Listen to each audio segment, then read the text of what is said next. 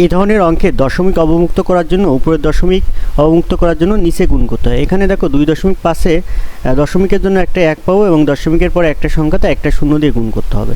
অন্যদিকে 3.5 দশমিকের জন্য একটা 1 পাবো এবং দশমিকের পরে একটা সংখ্যাতে একটা শূন্য দিয়ে গুণ করতে হবে। আবার দেখো নিচের 3.5 জন্য উপরে দশমিকের জন্য একটা 1 দিব এবং দশমিকের পরে একটা সংখ্যা, তাই একটা শূন্য দিলাম। অন্যদিকে 1.5 জন্য দেখো দশমিকের জন্য আমরা পাবো 1 এবং দশমিকের পরে একটা সংখ্যা, তাই একটা শূন্য দিলাম। দেন আর কোনো কাজ নাই, আমরা ভগ্নাংশ দাগ দিলাম এবং দশমিক বাদের সংখ্যাগুলো আগে লিখব।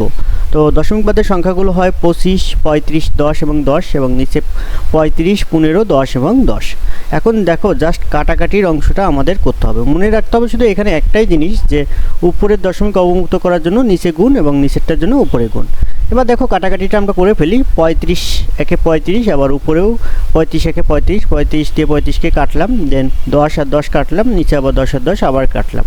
তো থাকলো 15 এবং 25, 5 5 25 এবং 3 5 15, অর্থাৎ 5/3। তোমরা চাইলে মিশ্র করে দিতে পারো।